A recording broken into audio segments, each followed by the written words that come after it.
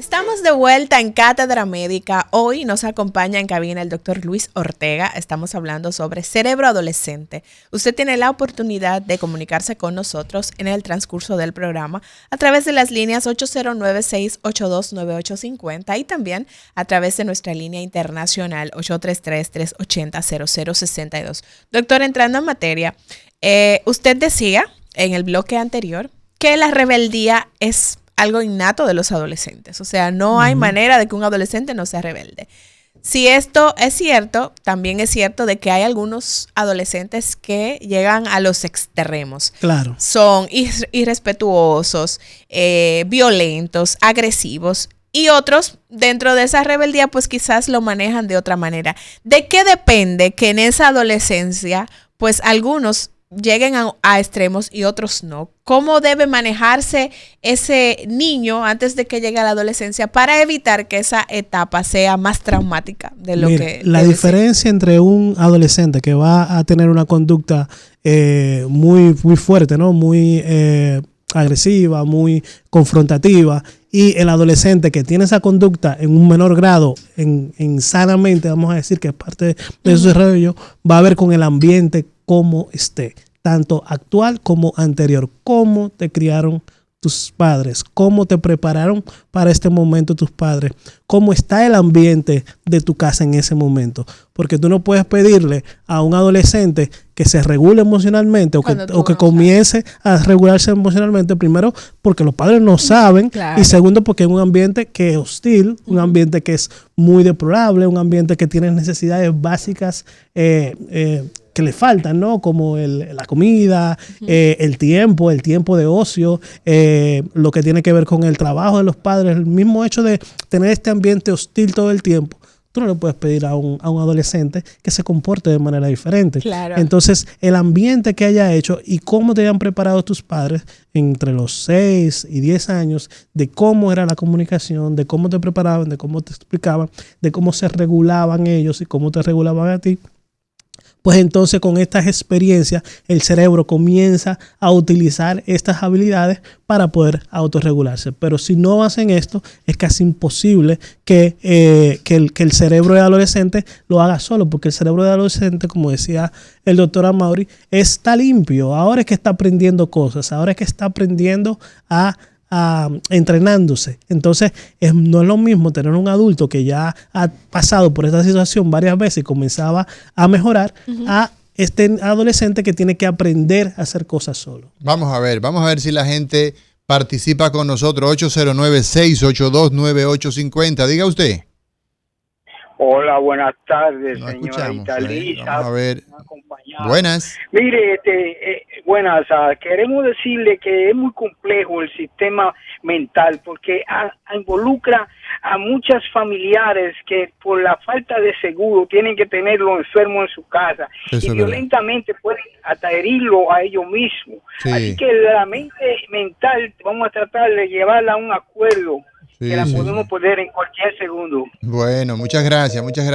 Bueno, miren, señores, en relación al tema del sistema nervioso, nuestro cerebro, el cerebro humano, Luis, tiene, para que la gente del pueblo lo entienda, y este mismo señor nos está diciendo que es muy complejo. Claro que sí, miren. El sistema nervioso nos permite escuchar, nos permite ver, nos permite realizar una gran cantidad de acciones, nos permite movilizarnos. Hay todo un tinglado, pero esencialmente el cerebro tiene 3 plantas, vamos a decirle así. Una planta baja, esa planta baja, ¿verdad?, nos permite respirar, permite las acciones que tienen que ver con la vida, la preservación de la vida, la respiración, el automatismo cardíaco, todo lo que garantiza la posibilidad de vivir. A eso se le conoce como el cerebro reptiliano. ¿Por qué? Porque lo tienen hasta los reptiles.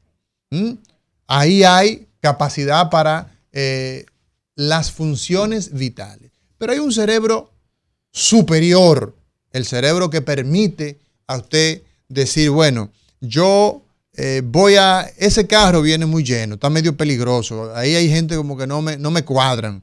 Y usted tiene esa capacidad crítica de decir, no me voy en ese carrito público, voy a esperar otro. Por ejemplo, la toma de decisiones, la parte crítica, donde usted analiza, ese es el cerebro más joven, ese es el más reciente, la parte frontal, la corteza que permite que usted, una parte del cerebro que nosotros le decimos la corteza prefrontal, la parte frontal. Y en el medio, entonces, está un cerebro que es límbico, un cerebro que está en el medio, que es el cerebro, digamos, donde están básicamente las emociones. Cuando hablamos entonces, Luis, del cerebro el adolescente, ¿qué es lo que prima entre el cerebro básico que lo tenemos todo y ese cerebro ya del adulto, de la gente que tiene experiencia, que ha aprendido a base de tropezones o a base de educación? ¿Qué tenemos en el adolescente? Excelente. Y la explicación tuya, Mauri, es excelente para que el pueblo entienda cómo funciona el cerebro. Cuando tú hablas de el cerebro reptiliano, que son nuestras necesidades básicas, ¿no? El respirar, el comer, este es el que nos manda. Y por poner el mismo ejemplo que tú pusiste del carro público, no queremos caminar porque estamos muy cansados, entonces no tenemos que subir a un carro público. Eso te manda el cerebro reptiliano, no camines.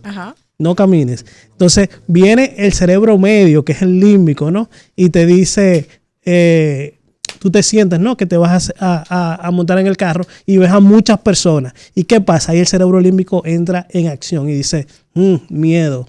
Ahí vienen las emociones, el problema de las emociones, ¿no? Y tú dices, ahí tengo miedo, no me voy a montar. Entonces viene el cerebro racional, que era el que tú explicabas, que dice, no me voy a montar porque si me monto me puede pasar algo.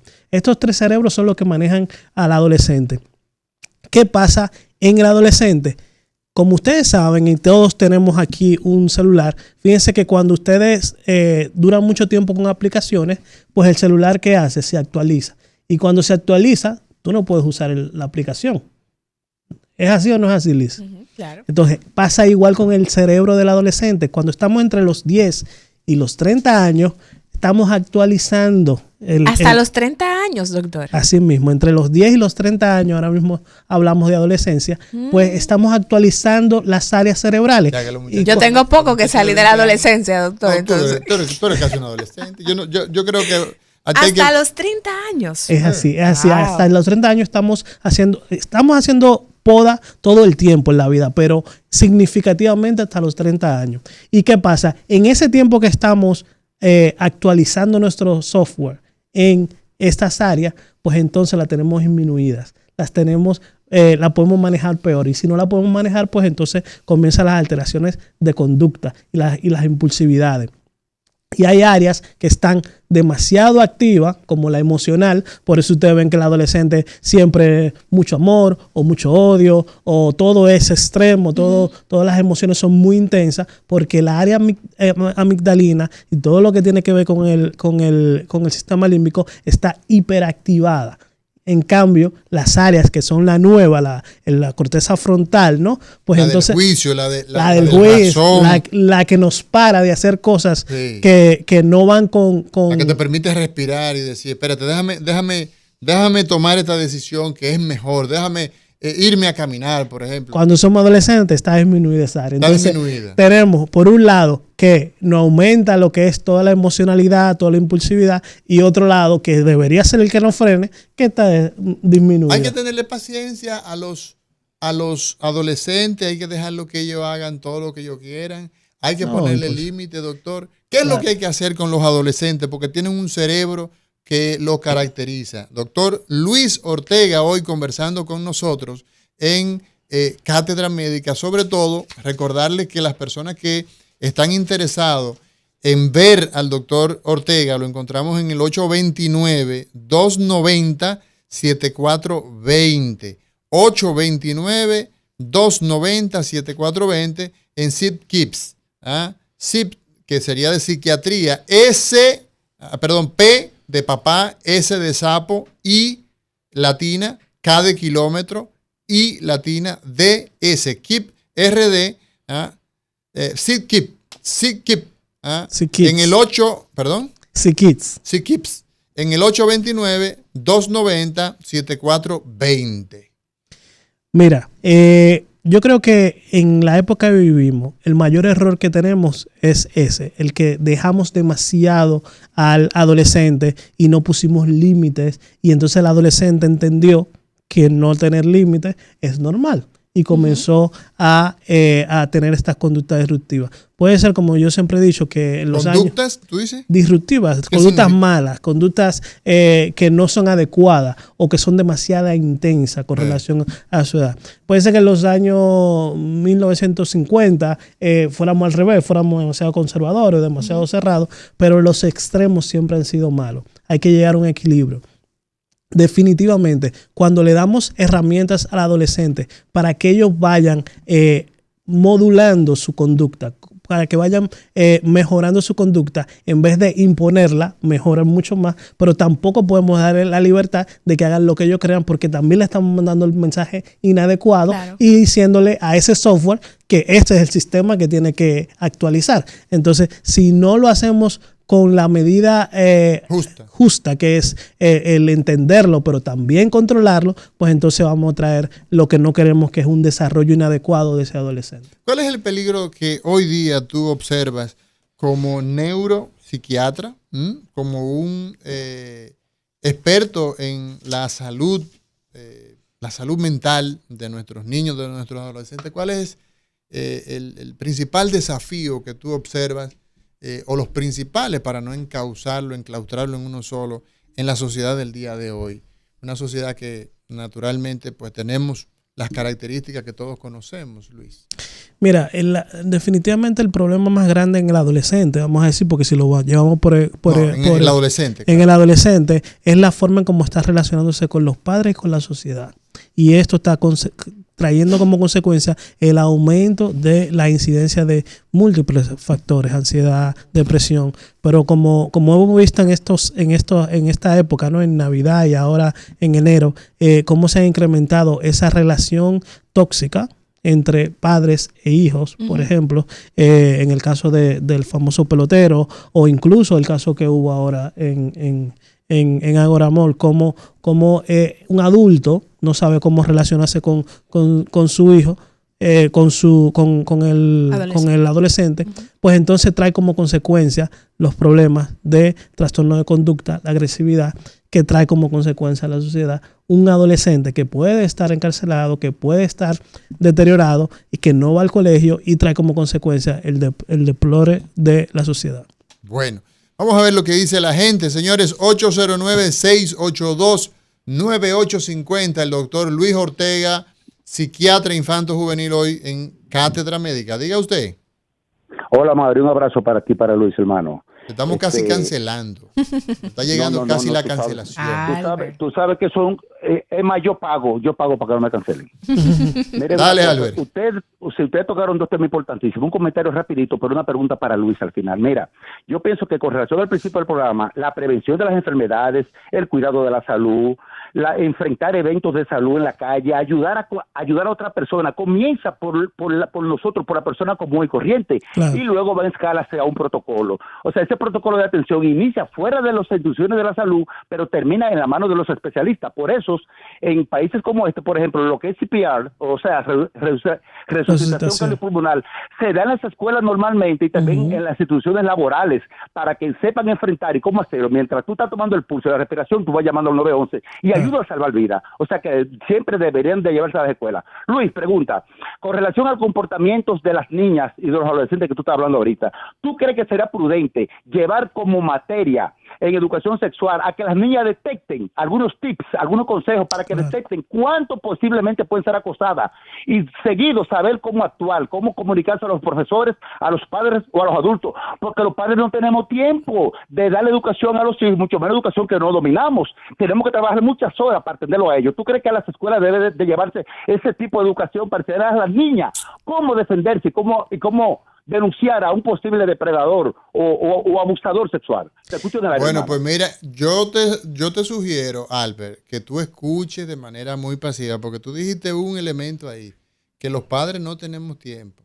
Y eso de que no tenemos tiempo, a mí me interesa escuchar la opinión del experto hoy y también de Lisania, porque aquí hay un tema que hay que tomarlo con pinza. Adelante, doctor Ortega. Mira, sí, definitivamente usted dio en el clavo, ¿no? La prevención es lo que va a disminuir todo lo que es salud mental, incluso en los abusos sexuales. Yo creo que debe haber una materia enfocada en todo lo que tiene que ver salud mental, incluyendo la prevención de conductas sexuales alteradas, ¿no? Enseñando a esos niños, a esos adolescentes, de cómo prevenir y adecuado momento de una situación muy incómoda de ser intentado abusar o incluso llegándolo a hacer. Si nosotros podemos prevenir eso, este adolescente, este niño, va a tener herramientas para cómo actuar en ese momento y va a disminuir el impacto emocional que este niño va a tener en el futuro. Eso definitivamente estoy totalmente de acuerdo con él. En cuanto a lo del tiempo de los padres, tenemos que estar muy claros que si no tenemos tiempo, tenemos que sacar tiempo. No hay forma de que un niño se desarrolle adecuadamente si los padres no hacen su papel en el desarrollo de estos niños y adolescentes. Si no lo cría el padre, Luis, ¿quién lo cría entonces? Claro, que él lo tiene que criar. Es que las herramientas y la emocionalidad tiene que estar por el tutor o el padre que está día a día con él y que tiene el vínculo emocional. No podemos dejarle la responsabilidad a la escuela, no podemos dejarle la responsabilidad a la sociedad, no podemos dejarle la responsabilidad al gobierno. Tenemos que hacer nuestra parte, tenemos que exigir que nos den las herramientas para nosotros poder criar a nuestros hijos, pero no podemos tomar como excusa de que no tenemos tiempo. Y parte de lo que tenemos que exigir es que nos den tiempo para poder estar con nuestros hijos y poder desarrollarlo emocionalmente. Incluso en Europa y también en Estados Unidos, cuando el niño va a nacer, la niña va a nacer, pues hay licencia para ambos. Sí. No solamente para la mujer que se va a desembarazar, porque es que se está esperando a una personalidad que llegue, que es nuestro hijo. Y entonces está el hecho de que, si bien es cierto que en muchos países, el caso de Estados Unidos, mire, Estados Unidos es muy grande y la gente a veces habla de Estados Unidos pensando solamente en las grandes urbes, en California, ¿verdad? Una ciudad que es imposible. 8 carriles de un lado, 8 carriles del otro lado y como quiera está entaponado. Los Ángeles, ir a Los Ángeles, la última vez que yo estuve en Los Ángeles, eso, yo dije, Dios mío, pero ¿y cómo es esto? Pero existen otras partes en Estados Unidos donde no son esas grandes ciudades. Pero el que vive en esas ciudades sabe que las rentas tiene que pagarlas sí o sí, que hay que pagar ese apartamento sí o sí, que hay que pagar la energía eléctrica, el agua, el gas, o sea, todo. Y eso le quita a la gente la capacidad de vivir. Eso es una realidad. Pero usted tiene que saber eso para ver cómo usted va a sortear. Porque allá la mujer y el hombre tienen que trabajar sí o sí porque no ganan lo suficiente para uno ser el proveedor. Salvo excepciones. Pero hay que sacar tiempo para esa empresa, que es la empresa más importante. Sí, porque después ven el problema y cuando tienen 20, 30, 40 años el adulto, el adolescente, ya no hay forma de desarrollar ese cerebro. Entonces comenzamos a lamentarnos de lo que teníamos que hacer cuando lo teníamos que hacer. Así mismo es. Luis, con el tema sobre el tapete del cerebro adolescente, ese muchacho empieza, digamos, a dar unos cambios, como tú decías, 8 años, 9 años, ay, qué niño más bueno, ay, qué gracioso es. Entraron ya los 10, los 12, en los 11 ya tú encuentras que empiezan a poner cara, pero que tú notas que hay malicia, que tú lo llamas y se hacen los sordos, por ejemplo. Sí, eso es muy frecuente. Que le dice, mira, el límite que tiene con la tableta es tal. Y tratan de burlar eso. Entonces, esos cambios que se van dando, además de lo que yo he señalado, pero tú como experto, ¿cuáles son los principales cambios que ellos van dando? Y entonces, ¿cómo repetir, sobre todo a las personas que nos están escuchando, qué podemos ir haciendo? Antes de eso vamos a recibir esta llamada. Buenas. Sí, mira, Luis, perdona que llame de nuevo. No, pero esto ese es debate suyo. que ustedes están llevando a cabo, se está llevando aquí también. Yo he Sí. escuchado la queja de los padres, Claro. porque he escuchado yo también. Sí. En esta época, antes los campitos de nosotros, cuando no era el papá, Sí. pues eran los tíos, etcétera, porque había una población pequeña Sí. y donde tenemos control de los adultos. En esta población de ahora, moderna, los padres para poder pagar bill tienen que trabajar sobre horas. Sí, Tienen que eso lo estar- decíamos. Ustedes mismos están ahora mismo en una cabina de radio y no sabemos dónde están los hijos de nosotros. Eso es Nosotros así. somos profesionales y tenemos un dominio de cómo llevar la información ahí. Ahora bien, el padre, sin un tiempo adecuado, porque tiene que trabajar, además de una información adecuada para darse a los hijos, ¿cómo lo podemos hacer? Vamos a darle entonces un poquito de responsabilidad a psicólogos, a profesores entrenados en el área para que también nos ayuden en las escuelas. O sea, es Sí. como si fuera un soporte también. Sí, totalmente de acuerdo. Tienen Pero- responsabilidad, pero las escuelas también pueden ayudarnos, no tirarle toda la responsabilidad a los padres, porque están indefensos ahora mismo, como está la vida. Ahora mismo hay que pagar carro, seguro de carro, comida, renta, todo eso, entonces hay que trabajar. No, totalmente de Un abrazo, acuerdo, hermano. pero Un abrazo. lo que señalaba yo era que el Estado tiene que comenzar a poner A ver el problema. a ver el problema y Sí. comenzar a buscar soluciones para que para que esos padres tengan tiempo para poder dedicárselo a sus hijos.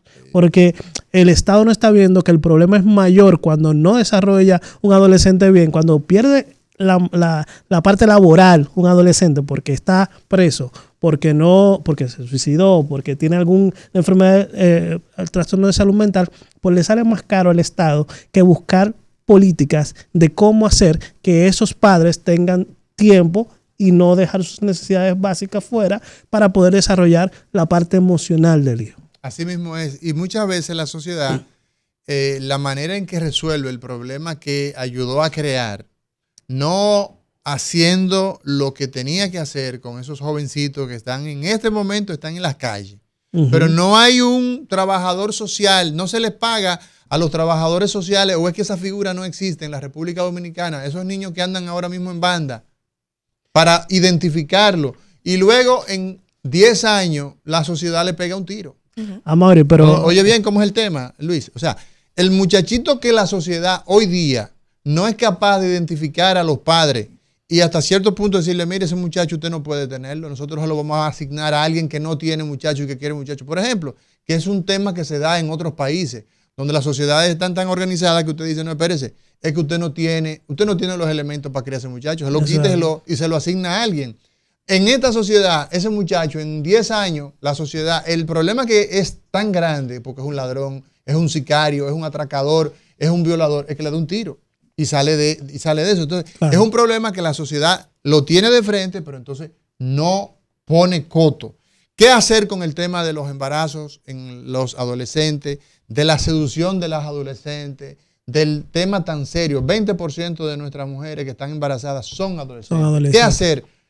Porque esos cerebros son especiales. ¿Qué hacer? ¿Cómo trabajar eso? Pero, Amaury, el ejemplo más frecuente es del niño que pasó con Ágora, ¿no? Que todo el mundo se fue embolcado, ¿no? De que como una... No estoy entendiendo. En ¿El Ágora. niño? En ¿Qué Ágora pasó? hay Esto un es radio. niño... Explícale a la gente. Hay un niño que de ambulante, ¿no? De esos niños que andan en la calle. Sí. Y entra Ágora y tiene un confrontamiento. Hay algo que hizo en el establecimiento y el de seguridad lo golpea. Lo golpeó, sí. Entonces, toda la sociedad va en ¿cómo le dan? ¿Cómo el niño? Entonces, nosotros creamos ese problema.